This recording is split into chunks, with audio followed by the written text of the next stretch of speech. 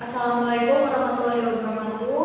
Di sini kami dari kelompok 7 izin mempresentasikan hasil dari diskusi kami yang berjudul uji normalitas dan homogenitas. Anggotanya terdiri dari Putri Ina Permatasari, Rahmatus Syadia, dan Rayhansa. Slide pertama akan dijelaskan oleh saya sendiri. Pengertian uji normalitas.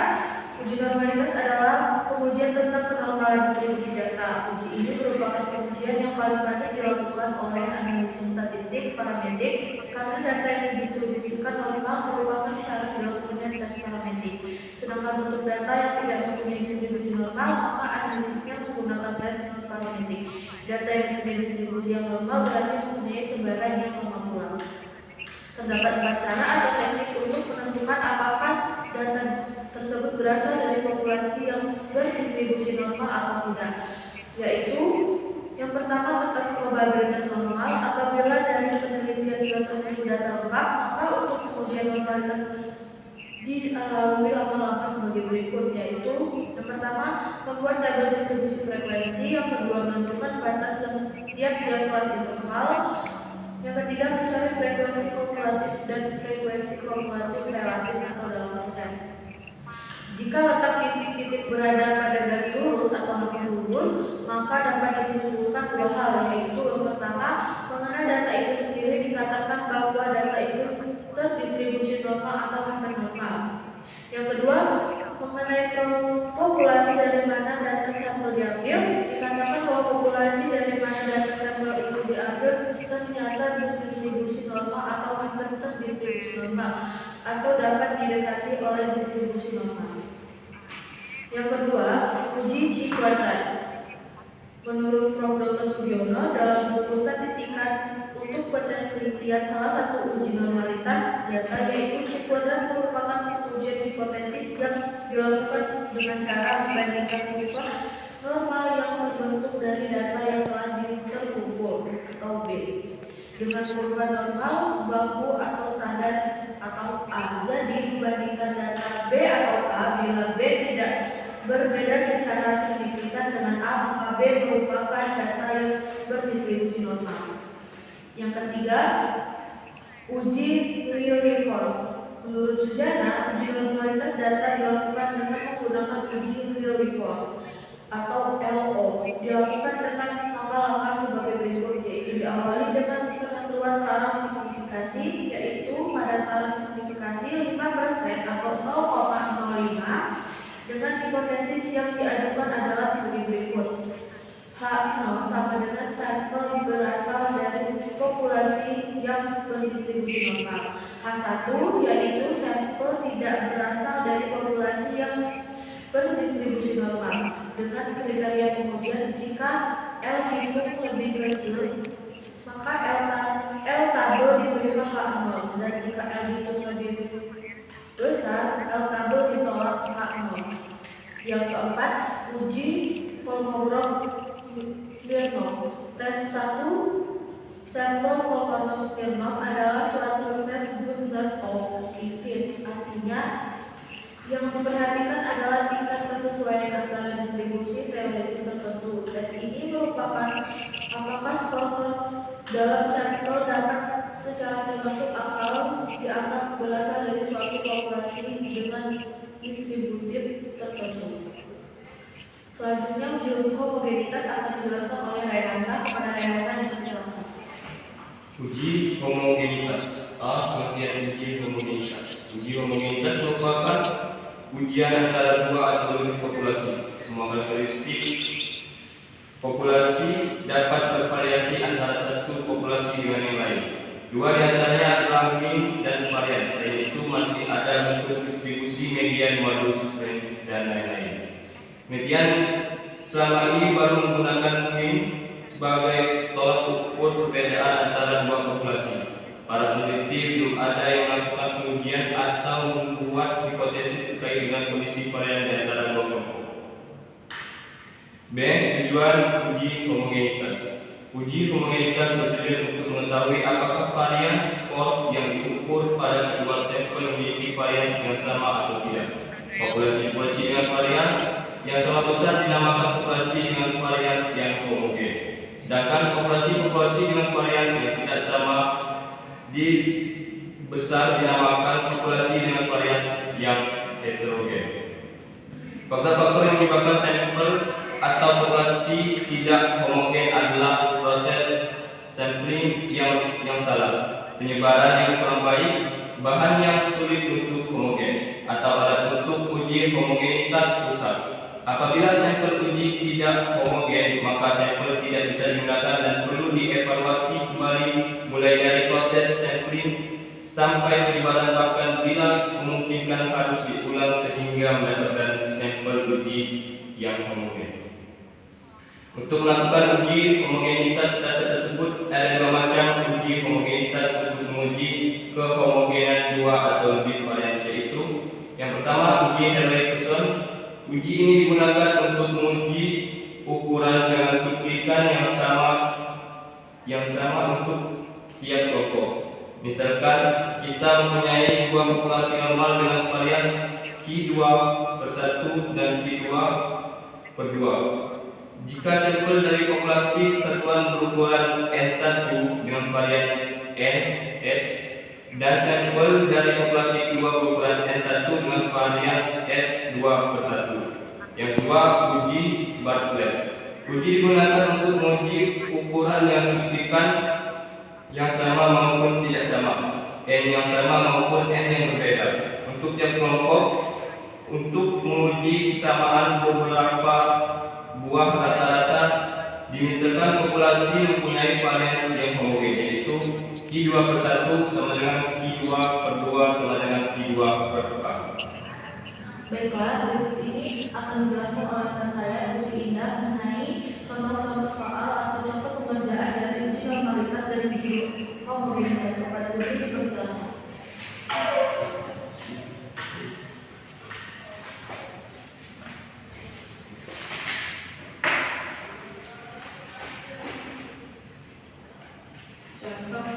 Contoh soal uji homogenitas.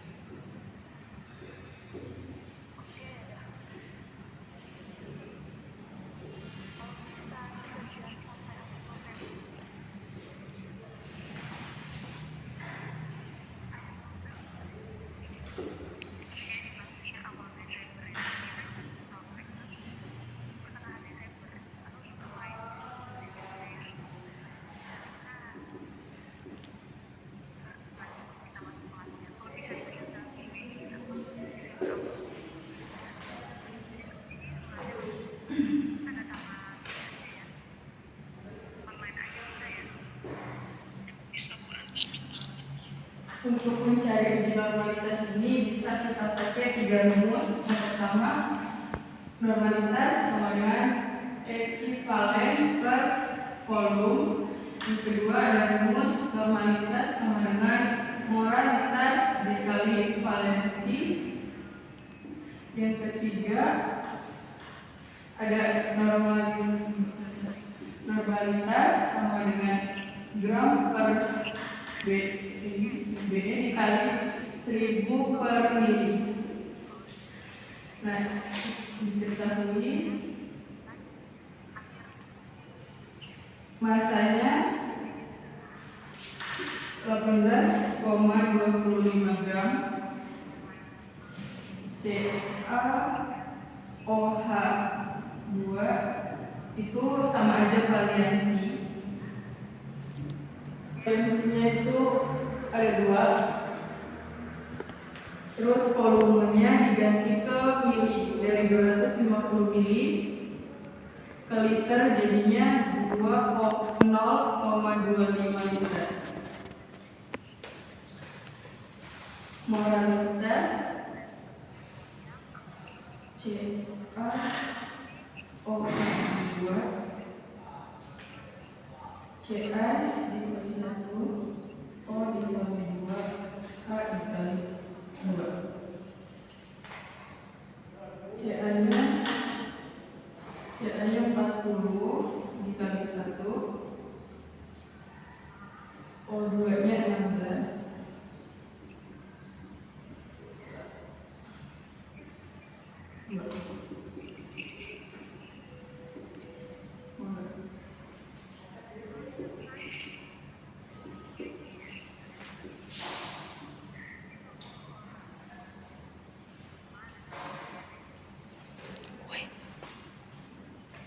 kita pakai rumusan pertama N sama aktif per volume.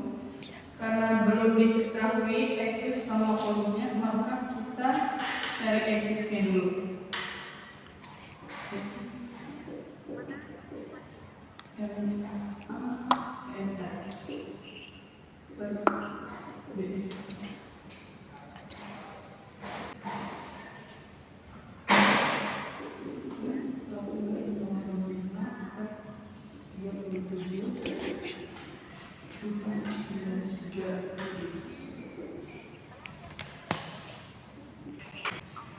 Uji normalitas aktif per volume. Aktifnya 0,493, volume 0,25.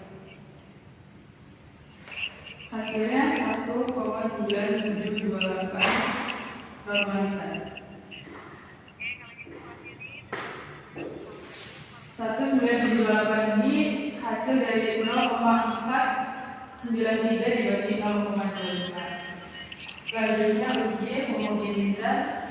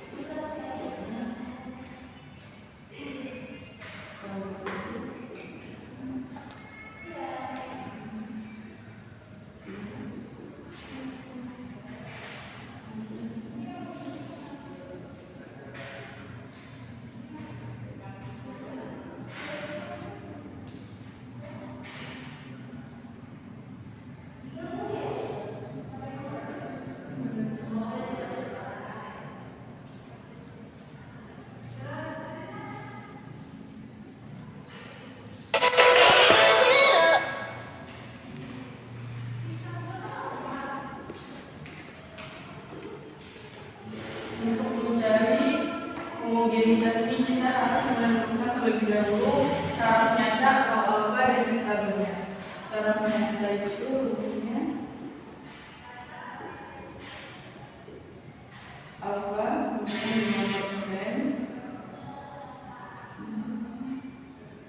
sama dengan 0,05 derajat per bulan.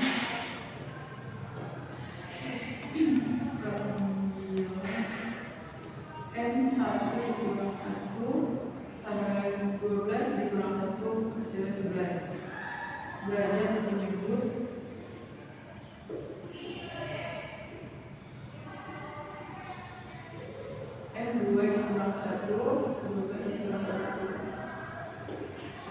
12 ini hasil dari jumlah data yang ada di keduanya ini.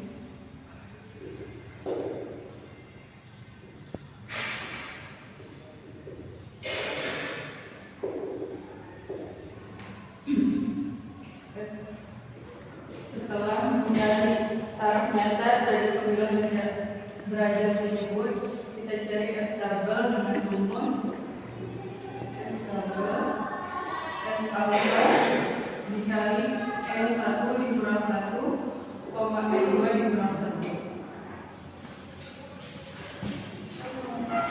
F alfanya itu 0,05, N1 11, N2 11.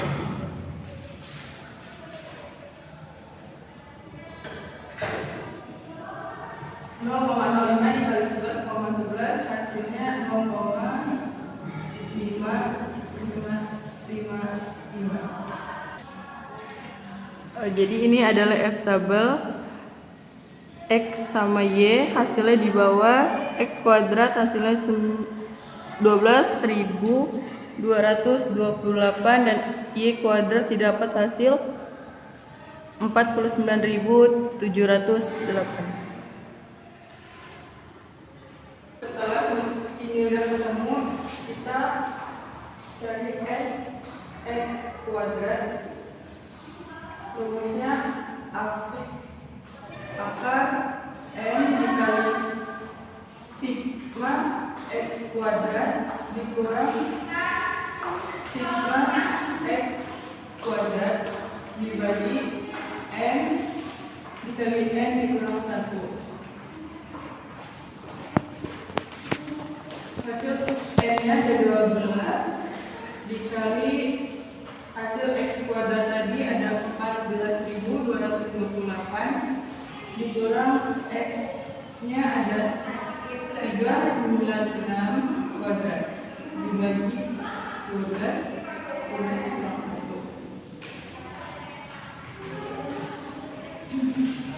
12 dikali 14.228 hasilnya 170.736 dikurang akar dari 396 itu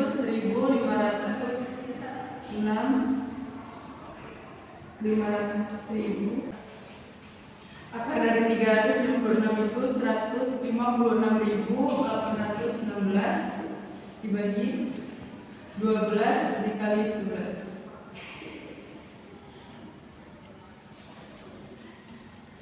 Hasilnya 13.920 per 1.132. Hasilnya akar 105,45 jadinya 10,268. Lalu cari Y kuadrat. Rumusnya sama N sigma Y kuadrat dikurang Y kuadrat N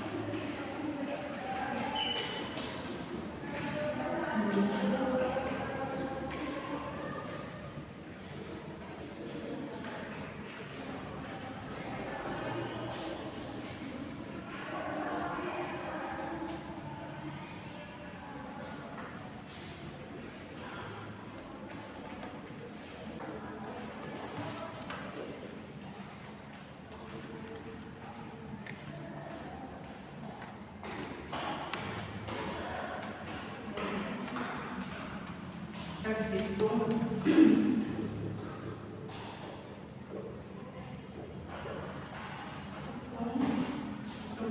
Rumus F hitung itu F sama dengan S1 kuadrat per S2 kuadrat. S1 kuadrat itu hasil 13,750 10,268 1,339.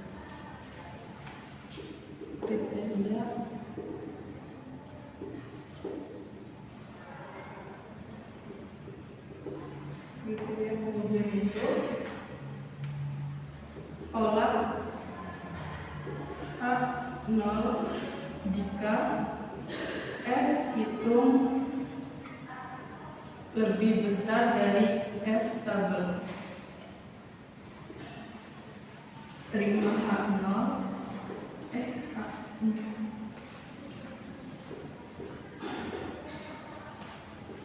jika F hitung lebih kecil dari F tabel.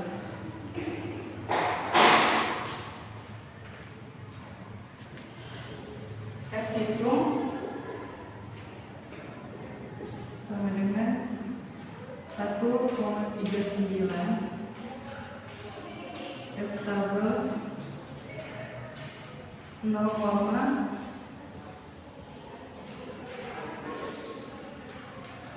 hasilnya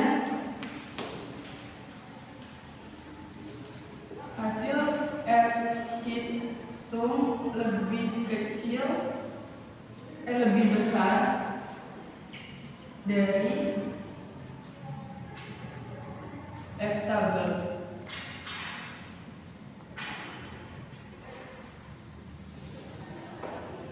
Maka bukan homogenitas atau heterogen.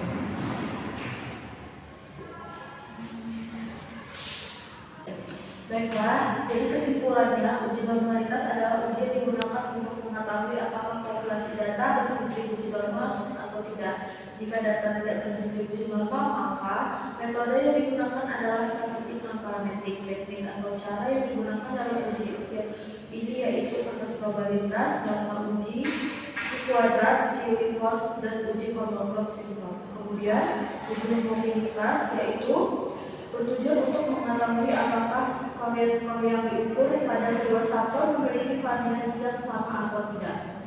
Jadi sekian dari presentasi kami akhiri. Wassalamualaikum warahmatullahi wabarakatuh.